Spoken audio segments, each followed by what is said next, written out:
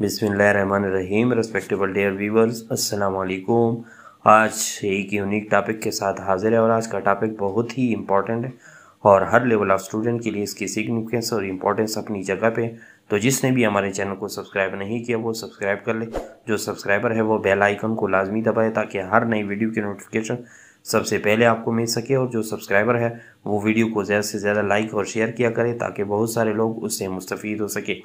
अब आज के टॉपिक की जानिब जाते हैं। आज का topic basically biography and works of पी.बी. शेले हैं।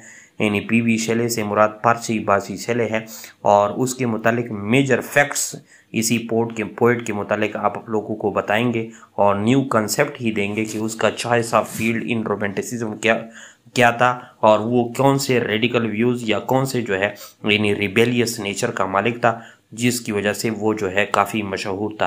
तो उसकी शुरुआत या इंट्रोडक्शन की जानिब जाते हैं। पारसी बासी शेले 1792 में उसकी बर्थ हुई थी और 1822 में उसकी डेथ हुई थी। Was one of the major romantic English poets. यानी ये उन इंग्लिश रोमांटिक पोइट्स में यानी एक मेजर ही समझे, एक ही फर्स्ट फेज का पोइट भी समझे। और किस लिए मशहूर था?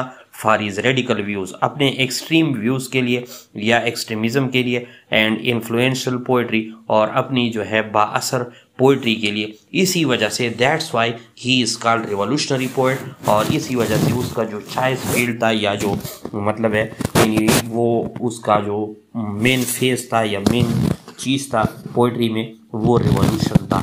और इसी वजह से वो उसने रिबेलियस नेचर ही अपनाई थी। और नीचे जो है उसकी बायोग्राफी और उसके मेजर वर्क्स के बारे में ओवरव्यू आप लोग के सामने रखते हैं।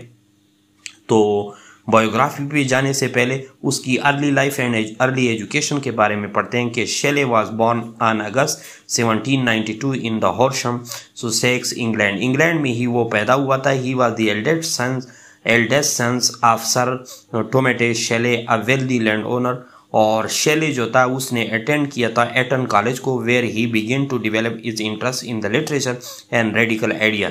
उस ही कॉलेज में उसने लिटरेचर में और रेडिकल आइडिया से मुराद एक्सट्रीमिज्म बेस्ड आइडियाज़ में जो है यानी रिबेलियस नेचर आइडियाज़ में उसने जो है वहाँ पे ही यानी क्या लिया था, वहाँ पे ही यानी उसका इंटरेस्ट उसने शुरू किया था। He later attended the University of Oxford but was expelled in 1811 after publishing a pamphlet titled The Necessity of Atheism। Atheism या जिसको आप इनफाइडल भी कह सकते हैं या जिसको आप यानी खुदा की एग्जिस्टेंस को वो नहीं मानते, उसकी नेसेसिटी पे जो पम्फलेट शाया हुआ था उसकी वजह से उसे ऑक्सफोर्ड यूनिवर्सिटी से जो है निकाला गया था। और इसी वजह से वो उसने जितने भी स्कूल्स ऑफ थॉट थे यानी रिलीजियस स्कूल ऑफ थॉट था, सोशल स्कूल ऑफ थॉट थे, जो भी थे उन सब को जो है उसने नॉकआउट किया था और इसी वजह से जो है उसे यूनिवर्सिटी से भी निकाल दिया गया। उसका जो यानी अक्सर एमसीक्यूज में उसके शेले के निक नेम के बारे में पूछा जाता है तो कॉमनली यूज्ड अगर देखा जाए यानी मैचेले उसका जो है क्या है, यानी मैचेले उसका निक नेम है। और इसी तरह शेरले भी उसको या formally as a variant of Shirley भी उसे कहा जाता है। इसके अलावा उसके इसी पोर्ट के मुतालिक या पारसी बासी शेले के मुतालिक कौन से ऐसे इंपॉर्टेंट फैक्ट्स थे जिसके मुतालिक जानना ज़रूरी था। यानी वो ये था कि उसने एजुकेशन एटन कॉलेज में हासिल की, ऑक्सफोर्ड यूनिवर्सिटी किया, लेकिन उसने वहाँ पे रेडिकल राइटर्स को पढ़ना शुरू किया और रेडिकल राइटर्स का साथ दिया जिसमें टॉम पेने एंड विलियम गॉडविन था। और इसी तरह 1811 में ही was expelled for his contribution to a pamphlet supporting atheism.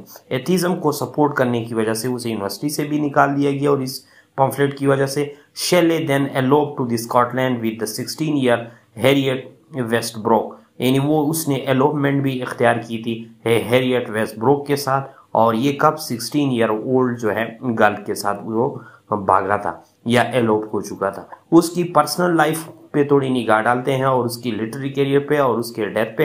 यानी after his expulsion from university Shelley eloped with the Harriet Westbrook but marriage was troubled. लेकिन मैरिज उसकी दोबारा ट्रबल रही। Shelley later met and fell in love with the Mary Godwin, later Mary Shelley and the author of Frankenstein and they eloped to Europe in 1814. This caused a scandal। इसी चीज ने भी क्या किया, एक स्कैंडल बना दिया। as Shelley was still married to Harriet, who later committed suicide in 1816. Shelley and Mary जो थी वो क्या कहते हैं married shortly after the Harriet death, यानी पहले उसकी शादी हो चुकी थी और उसके बाद उसने दोबारा दूसरे से शादी की जिसमें एक स्कैंडल बना और उस स्कैंडल की वजह से उस पहली वाइफ ने जो है यानी सुसाइड किया या यानी मतलब है खुदकुशी की और उसके बाद जो है वो दोनों यानी उन्होंने क्या किया दोबारा शादी की। लिटरेरी कैरियर में अगर देखा जाए Shelley early works were influenced by the political turmoil of his time, यानी उसमें पॉलिटिकल टर्मोइल या पॉलिटिकल तूफान जो था and he became known for his radical and anti establishment view, यानी उस वक्त की जो एस्टेब्लिशमेंट थी उसकी वो एंटी और रेडिकल व्यूज देता था। डिस्पाइट फेसिंग सोशल यानी ostracism and financial difficulty he continue to write prolifically, यानी उसने इसी सोशल डिफिकल्टी फाइनेंशियल डिफिकल्टी के बावजूद भी इसी चीज़ के लिए उसने जो है अपने आप को वक्फ किया और इसी पे काम करता रहा। और शेले की जो डेथ है वो died in a boating accident, यानी एक बोट के एक्सीडेंट में on July 8, 1822 off the coast of history near यानी Viareggio. He was 19 years old, यानी 19 years old उसकी डेथ हुई थी। His body was cremated on the beach and his heart was famously preserved by his wife Mary Shelley, यानी उसकी body लाश को भी यानी क्रिमेटेड किया था और साथ साथ जो है मेरी शेले ने उसके हार्ट को भी प्रिजर्व किया था। ये उसकी डेथ यानी 29 years old में उसकी डेथ हुई थी। इसके मेजर वर्क्स पे अगर निगाह डाले तो सबसे पहले क्वीन मैब यानी लॉन्ग पोम है जिसमें वो मोनार्की और रिलीजन को क्रिटिसाइज करता है। इसके बाद Alastor or the spirit of solitude है और एक नैरेटिव पोम है जो inner life and quest for beauty है। इस तरह ओजिमेंडियस जो उसका सोनेट है जिसमें वो जो है ह्यूमन अचीवमेंट या on the impermanence of the human achievement पे वो बात करता है। इस तरह four the revolt of Islam यानी इस्लाम के खिलाफ बगावत है एन एपिक पोएम है। और इसी तरह प्रोमथियस अनबाउंड एक लिरिकल ड्रामा है उसका। और इसके बाद टू द स्काईलार्क है।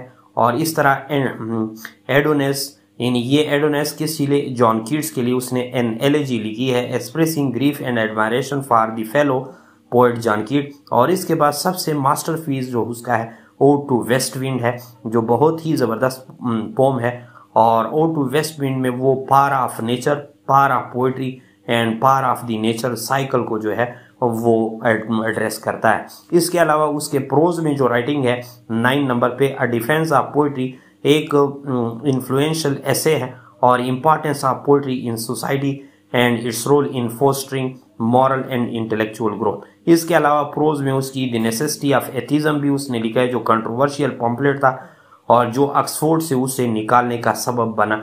और ऐसे बिलीफ जो इन मतलब है रिलीजियस बिलीफ को उसने टारगेट किया था। नीचे जो है कंक्लूजन है Percy Bysshe Shelley is remembered as a revolutionary poet, यानी उसको यही टाइटल दिया जाता है रोमांटिसिज्म में, रोमांटिक पोएट में कि वो रिवोल्यूशनरी पोएट है whose works continue to inspire with their idealism and passion for social justice। वो समाजी जस्टिस के लिए काम करता रहा और आइडियलिज्म के लिए इस लिरिकल उसकी जो लिरिकल पार्स थी यानी and philosophical depth have cemented his place as a central figure in the romantic literary canon. His influence expand beyond literature to philosophy, political thought and social activism, यानी बहुत सारे जो है knowledge में उसका नाम लिया जाता है। नीचे जो है professor Syed Ishfaq Ahmad Shah have write English learning के पर आप लोग हमारे चैनल को सब्सक्राइब भी कर सकते हैं और हमारे